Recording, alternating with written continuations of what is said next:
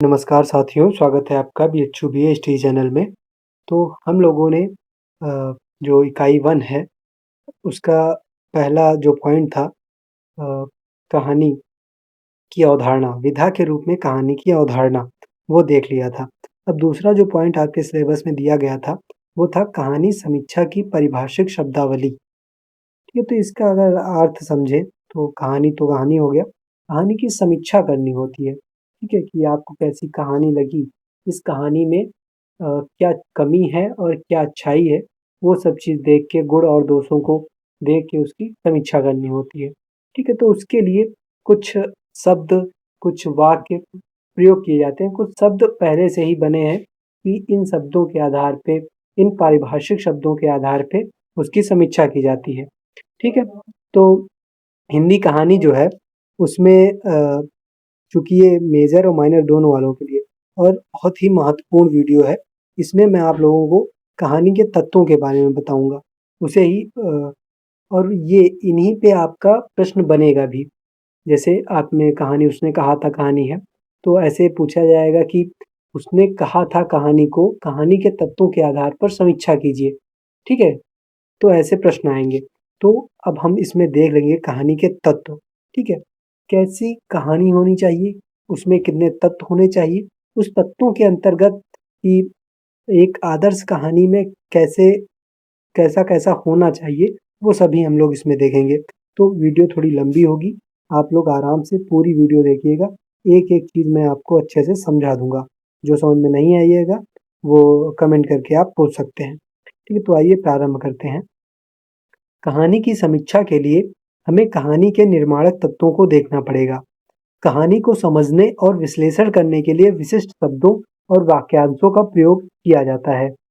किसी घटना, पात्र या समस्या से क्रमबद्ध ब्यौरा जिसमें परिवेश हो, द्वंद्वात्मकता हो, कथा का क्रमिक विकास हो, चरम उत्कर्ष का बिंदु हो, उसे कहानी कहा जाता है। ये मैंने आप लोगों को कल बताया ही था। अब आइए कहानी के तत्वों को देखते हैं। तो कहानी में संक्षिप्तता मतलब छोटापन या संक्षिप्त होना, प्रभाव की सघनता, कौतूहल की प्रधानता।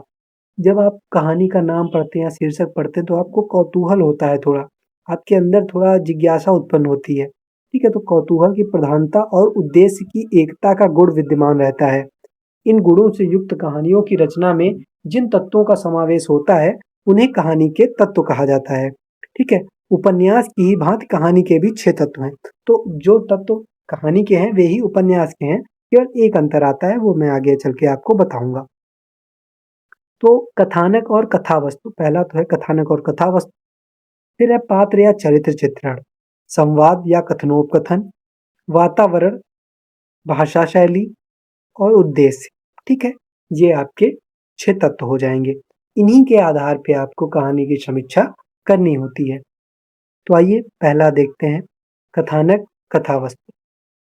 तो कथानक अलग चीज़ है, कथा वस्तु अलग चीज़ है, ठीक है? इन दोनों को हम लोग समझेंगे। कथा वस्तु का अर्थ है, सबसे पहले कथा वस्तु के बारे में देखते हैं। तो कथा वस्तु का अर्थ है कि कहानी की विषय वस्तु की सामग्री कहाँ से ली गई है।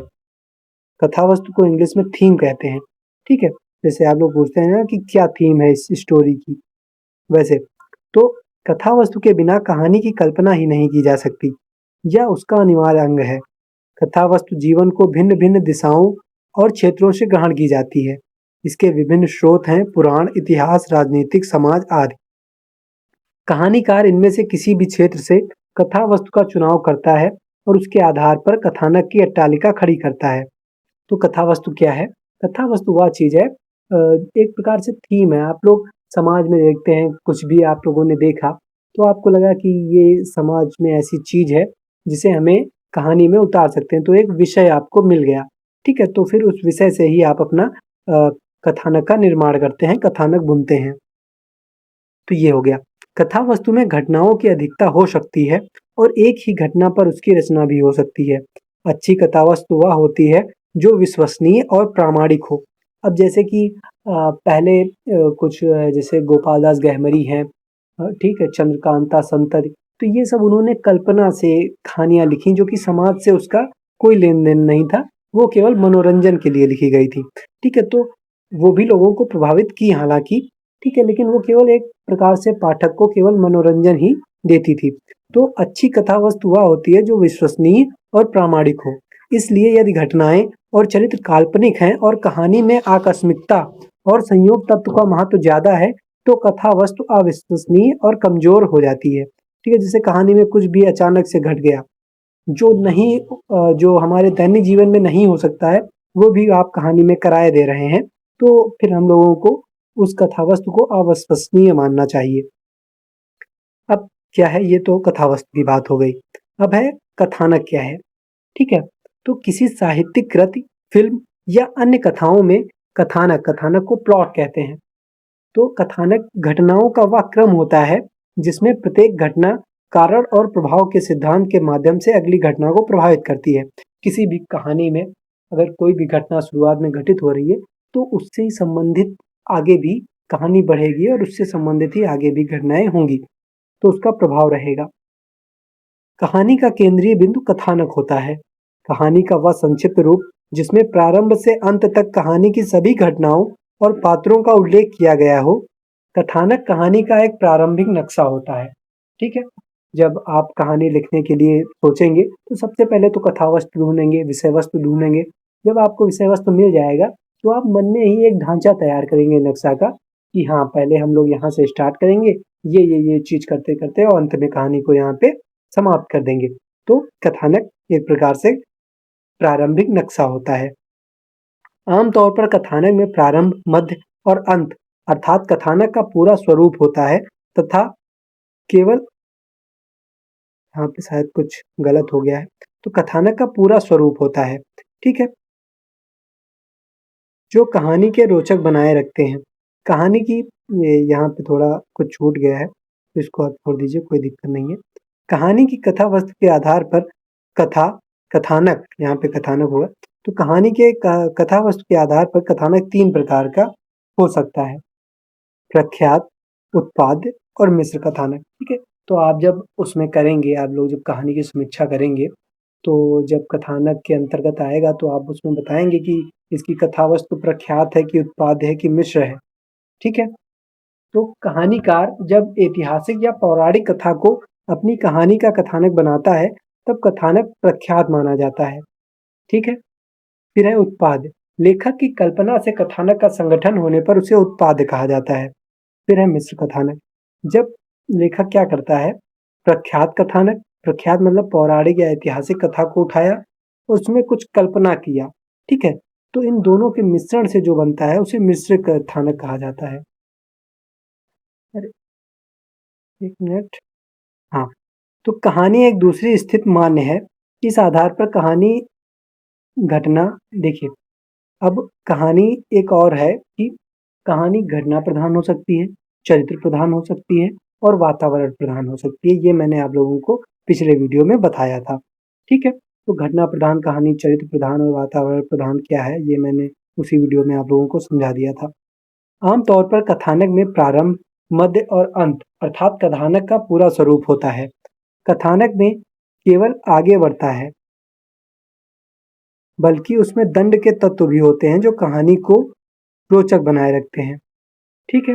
तो ये कहानी आम तौर पे इतना याद रखिए कि कहानी में प्रारंभ, मध्य और अंत होता है और कहानी में कुछ-कुछ ऐसे भी जगह आती हैं जहाँ पे द्वंद्व होता है, ठीक है? ये दंड लिख गया है पर ये गलत होगा। कथानक में केवल अ, कथानक में जो ये द्वंद्व होता है, द्वंद्व मतलब आपसी संघर्ष होता है, कोई यह बात कह रहा है, फिर यह बात कह रहा है, अब आगे क्या होगा? तो ऐसे द्वंद्व जब आता है, ठीक है? तो इससे कहानी और रोचक बनती है।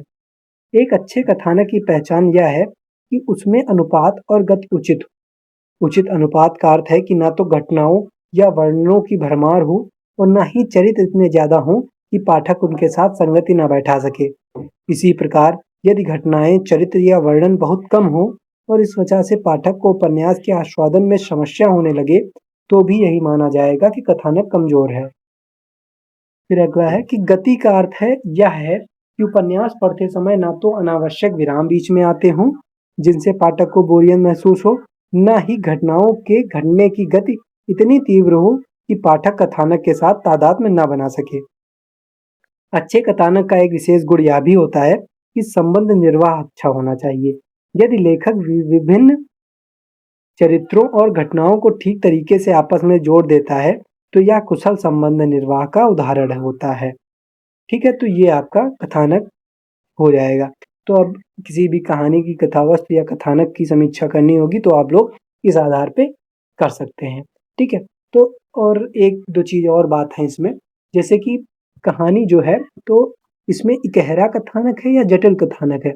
इसका मतलब हुआ कि इकहरा मतलब केवल एक कहानी चल रही है शुरू से अंत तक, और जटिल कथानक में एक कहानी तो चल रही है मुख्य धारा के रूप में, और उससे ही अलग छोटी मोटी कहानियां और भी चलती हैं। जैसे बूढ़ी काकी प्रेमचंद जी की पढ़ी होगी, तो उसमें केवल एक घटना है और एक ही जिक्र उसमें शुरू से अंत तक है, तो इसे इकहरा कथानक कहेंगे। फिर दूसरी है, जैसे एक अलग योझा भी है, मुंशी प्रेमचंद जी की कहानी है, तो उसमें देखेंगे आप कि एक मुख्य रूप से कहानी चल रही है, पर उसी के साथ साथ एक दो कहानी और छोटी छोटी संबंधित चल रही हैं, तो उसे आप जटिल कथानक कहेंगे। फिर आता है सीधा या वक्र कथानक। तो सीधा कथानक क्या है? जिस कहानी में द्वंद्व नहीं होते हैं उसे सीधा कथानक कहेंगे। तो जिसमें द्वंद्व अधिक होते हैं जिस कहानी में, उसे वक्र कथानक कहेंगे। ठीक है, तो ये आपका कथानक तैयार हो जाएगा। फिर अगला है पात्र या चरित्र चित्रण। अब आप लोगों में एक प्रश्न ऐसे भी पूछा जाता है कि मान लीजिए आप अभी उसने कहा था मैं पढ़ाऊंगा जब, ठीक है, तो उसमें जो भी पात्र आएगा, ठीक है, तो उसमें ये भी पूछ सकता है कि इस पात्र का चरित्र चित्रण कीजिए। ठीक है, किसी भी पात्र का आपसे पूछ सकता है। इतनी सारी कहानियां हैं, 8 कहानियां हैं, तो आप लोगों को पढ़ने वक्त ये भी ध्यान रखना है। तो उस पात्र का चरित्र चित्रण कैसे करना है, ये भी इसमें देख लीजिए। कोई भी रचनाकार यदि कथा के माध्यम से अपनी बात कहना चाहता है, तो उसे कुछ पात्र या चरित्र गढ़ने पड़ते हैं, ताकि उनकी क्रियाओं प्रतिक्रियाओं के माध्यम से अपने भाव को संप्रेषित कर सके। कहानी में पात्रों की संख्या बहुत अधिक नहीं होती। चरित्रांकन की दृष्टि से पात्र दो प्रकार के होते हैं।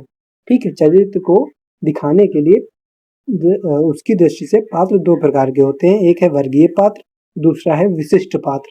तो वर्गीय पात्र किसी वर्ग विशेष के प्रतिनिधि होते हैं, जैसे पूंजीपति वर्ग हो गया, श्रमिक हो गया, निम्न, उच्च, मध्य, ठीक है, अध्यापक वर्ग। तो ये जितने भी वर्ग हैं उनसे संबंधित पात्र यदि होगा तो उसे आप वर्गीय पात्र कह देंगे। ठीक है, जैसे प्रेमचंद की कफन कहानी है, सदगति कहानी है, तो सदगति कहानी में आप पढ़ेंगे जो चमार होता है, ठीक है, तो वो वर्गीय चरित्र के अंतर्गत आएगा। और फिर विशिष्ट पात्र में असाधारण या निजी विशेषताएं होती हैं। जब किसी पात्र की ऐसी विशेषताएं बताएं कि जो असाधारण लगें और उसकी एक निजी विशेषता के रूप में बताएं, तो वो विशिष्ट पात्र के अंतर्गत आते हैं। जैसे जयशंकर प्रसाद की कहानी है गुंडा, ठीक है, उसका एक नायक है, उसका वो एक विशिष्ट पात्र के अंतर्गत आता है।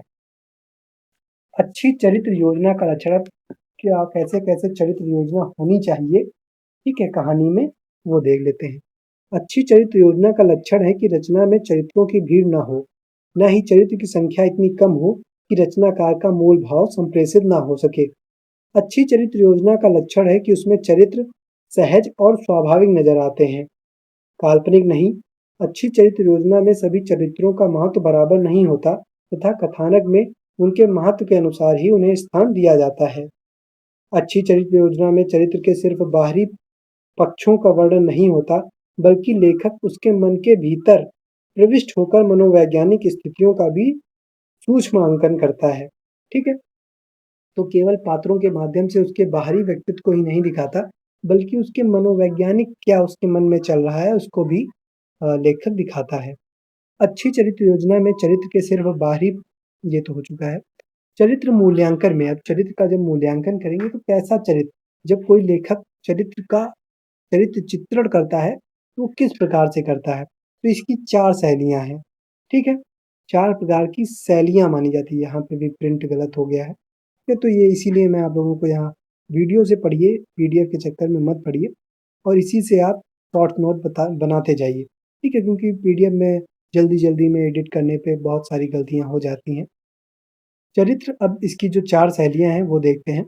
पहली है चरित्र स्वयं अपनी विशेषताएं बताता है। तो लेखक क्या करता है कि चरित्र के माध्यम से ही चरित्र खुद ही अपनी बढ़ाई करता है कि हाँ मैं ये हूँ, मेरी ये विशेषता है, ऐसे ऐसे करके साहित्य स्वयं अपनी विशेषताएँ बताता है। तो सबसे बुरा एक प्रकार की शैली से आप कह सकते हैं, खराब शैली कह सकते हैं। दूसरी है चरित्र एक दूसरे की विशेषताएँ बताते हैं। उसमें क्या होता है दूसरे में कि एक चरित्र दूसरे की विशेषता बता रहा है और दूसरा पहले की। एक है कि लेखक स्वयं ही चरित्र की विशेषताएँ बताएँ, जैसे गुंडा कहानी में स्वयं ही लेखक उसके पूरे चरित्र का चित्रण करने लगता है। फिर है चौथा है और सबसे अच्छा जो कि चरित्र चित्रण माना जाता है, वो है कि लेखक विभिन्न स्थितियों तथा घटनाओं में चरित्र को रखकर उसकी प्रतिक्रियाओं तथा व्यवहारों के माध्यम से चरित्र का वर्णन करे। वो ऐसे दिखाए कि कोई घटना हो रही है, मान लीजिए उसमें आप कहानी में दिखा रहे हैं कि एक बालक बहुत दयालु है, ठीक है? तो आप सीधे-सीधे ये चीज़ बता सकते हैं और एक ऐसे भी दिखा सकते हैं कि वो रोड पे जा रहा होता है, उसको एक गरीब व्यक्ति दिखता है, गरीब अ, ठंडी के कारण ठिठुर रहा होता है, इसलिए उस लड़के ने अपनी जैकेट उसे उतार के दे दी। ठीक है? तो ऐसे आप बताएँगे तो ये ज़्यादा प्रभाव डालेगा पाठक पर। तो ये 4 शैलियाँ होती हैं। फिर अगला है संवाद या कथनोपकथन। तो कहानी में कथनोपकथन या संवाद तत्व का महत्वपूर्ण स्थान है। पात्रों की आपसी बातचीत से कहानी में रोचकता और आकर्षण उत्पन्न होता है। संवाद के माध्यम से ही कहानीकार अपनी कथा वस्तु को आगे बढ़ाता है तथा चरित्रांकन करता है। तो क्या होता है संवाद मतलब आपसी बातचीत। एक पात्र कुछ बोल रहा है फिर दूसरा पात्र तुरंत बोले दे रहा है।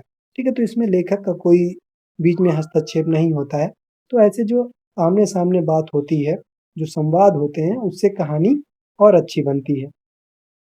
जो घटना या प्रतिक्रिया कहानीकार होते हुए नहीं दिखा सकता, उसे संवादों के माध्यम से सामने लाता है। इसलिए संवादों का महत्व बराबर बना रहता है।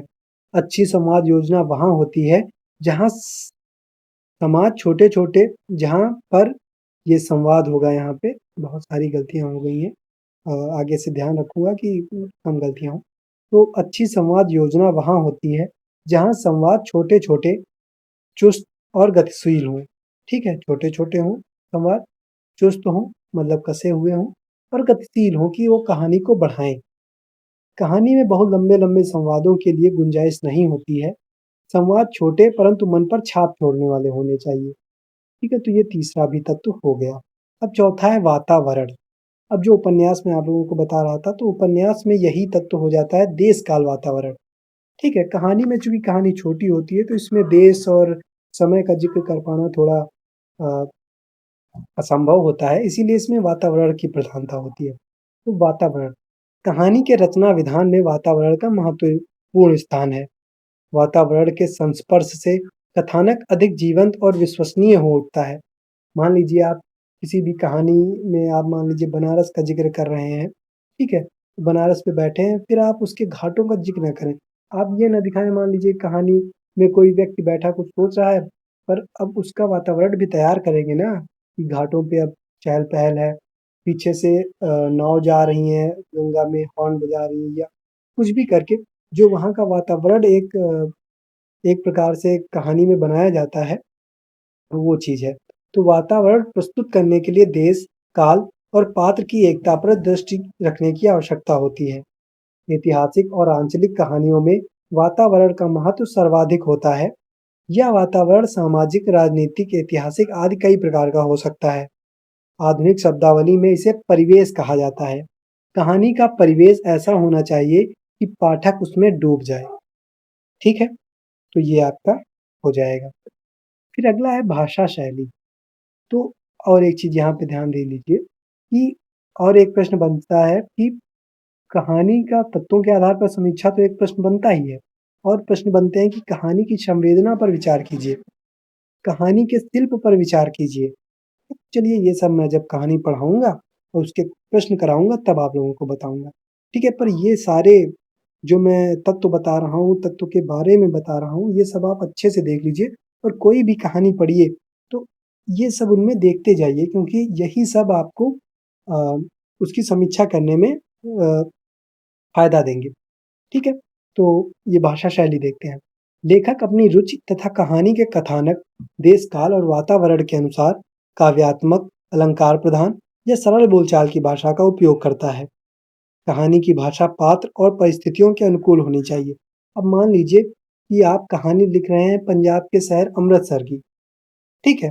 और आप उसमें अवधी या भोजपुरी बोली का प्रयोग कर रहे हैं, तो नहीं बनेगा ना अच्छा वातावरण।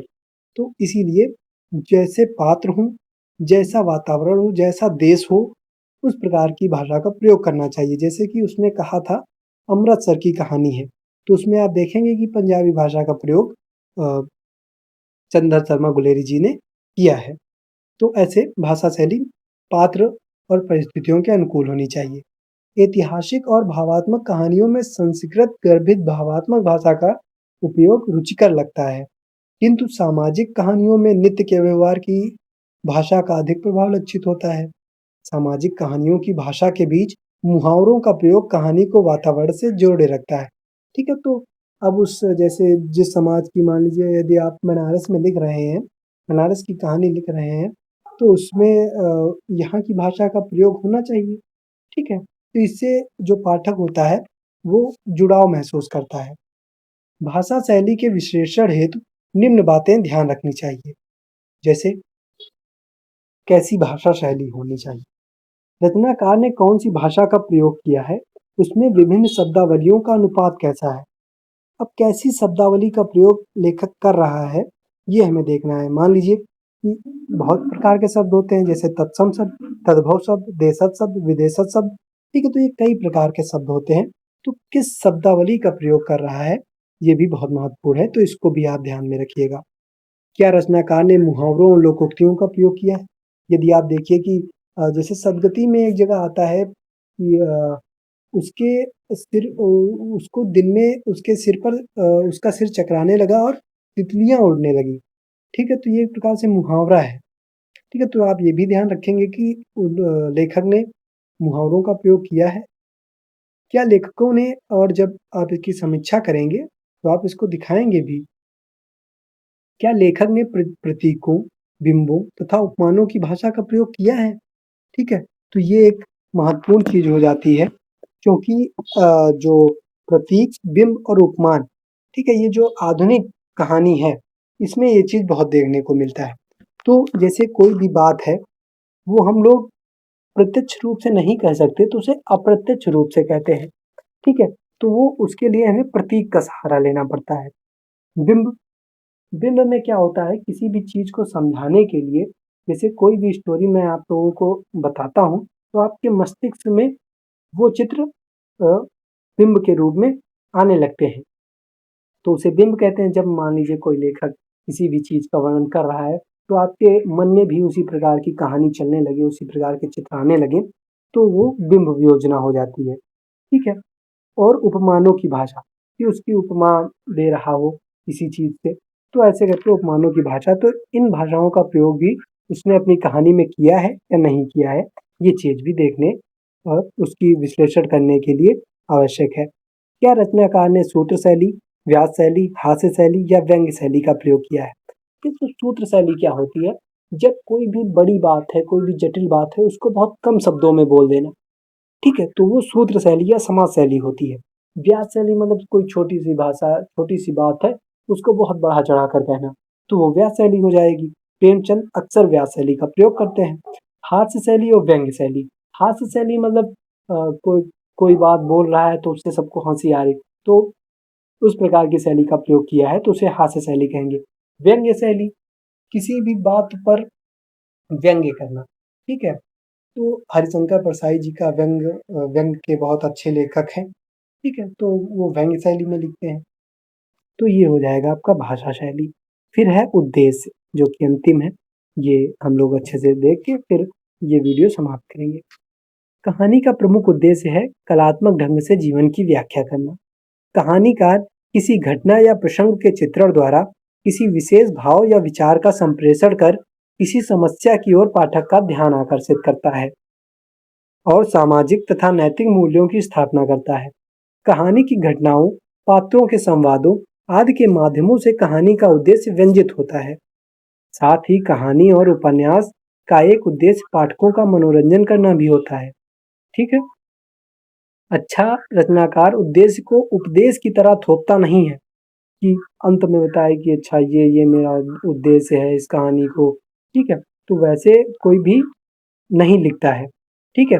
वो जो पाठक है, जो एक रचनाकार है, वो इस प्रकार से अपनी पात्रों के ज़रिए अपने कथानक में इस प्रकार से उद्देश्य को घुला देता है कि पाठक के हृदय को प्रभावित करता है और उसको ऐसा नहीं दिखता है कि ये उद्देश्य अलग से मुझे बताया जा रहा है, ठीक है? तो ये हो जाएगा।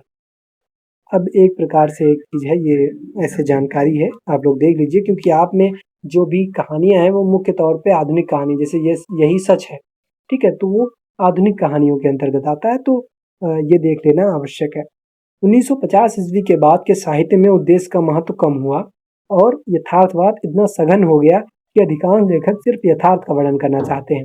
जैसे बूढ़ी काकी है, तो वो आदर्शवाद है, उसमें एक आदर्श की स्थापना करते हैं प्रेमचंद कि ऐसा आदर्श होना चाहिए, ऐसे समाज में होना चाहिए।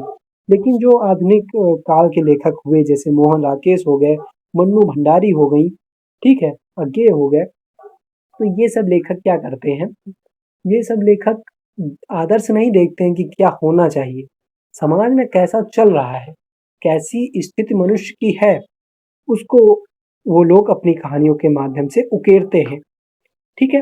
तो वो कहते हैं कि यथार्थ का वर्णन करना चाहते हैं और अलग से उद्देश्य को लेकर नहीं चलते। इस स्थिति को कुछ लोगों की भाषा में उद्देश्य का टूटना कहते हैं, जबकि कुछ अन्य के अनुसार परिवर्तन सिर्फ इतना हुआ है कि आज के लेखक उद्देश्य के तौर पर यथार्थ के भीतर छिपी विद्रूपताओं को उभार कर पाठक को उनसे लड़ने के लिए तैयार करना चाहता है, ठीक है? जो यथार्थ इस समय है, उसके अंतर्गत जो भी बुरी चीज़ें हैं, ठीक है? उनको उभारता है और पाठक को उनसे लड़ने के लिए तैयार करता है कि अ, आधुनिक समाज में ये यथार्थ हमारे सामने मौजूद है और आप इन सब की बुरी चीज़ों को देखिए और इनसे लड़ने के लिए तैयार हो जाइए, ठीक है? तो ये पाठक ये एक रचनाकार दिखाता है। तो ये आपका कंप्लीट हो गया दूसरा टॉपिक भी, कहानी के तत्व, ठीक है? जिससे कि 100% क्वेश्चन आना ही आना है आपका कि कहानी के तत्वों के आधार पर समीक्षा कीजिए। 8 कहानियाँ हैं, 8 कहानियों की तैयारी आप लोग करिए, मैं आप लोगों को पढ़ाऊँगा। अभी एक आपका और है शायद कहानियों की प्रवृत्तियाँ मतलब जो कहानी का विकास होता गया है, उसमें कहानी की क्या प्रवृत्तियाँ रही हर युग में, वो बताना है। तो वो भी कल या परसों तक मैं वीडियो अपलोड कर दूँगा क्योंकि ये सब बड़े-बड़े टॉपिक हैं, जैसे ये टॉपिक बड़ा था, इसके बाद वाला टॉपिक तो और बड़ा है, ठीक है? तो इसीलिए थोड़ा समय लगेगा, तो उसको कराने के बाद तो आसान है क्योंकि उसके बाद तो सिर्फ़ कहानी का कथावस्तु आप लोगों को बताना है और उनसे संबंधित जो 3-4 प्रकार के प्रश्न होंगे, वो करा दूँगा, बस। तो ज़्यादा सिलेबस नहीं है, आप लोग ये अच्छे से देखिए और जब कोई भी कहानी पढ़िए, तो उसमें देख लीजिए मान लीजिए कोई मुहावरा आया तो उसको नोट कर लीजिए, कोई संवाद अच्छा लगा, ठीक? उसको नोट कर लीजिए, क्योंकि जब आप ऐसे कहानी की समीक्षा कर रहे होंगे तो उसमें आपको वो कोट भी करना होगा, वरना ऐसे कैसे भी एक परीक्षक कैसे समझेगा कि आपने कहानी पढ़ी है, ठीक है? तो कोट करना बहुत आवश्यक है, उसी से आपको अच्छे नंबर मिलेंगे और अच्छे ग्रेड मिलेंगे। जो आप लोग अपना ध्यान रखिए, अच्छे से पढ़ते रहिए, वीडियो को लाइक कीजिए और दोस्तों के साथ शेयर कीजिए। धन्यवाद।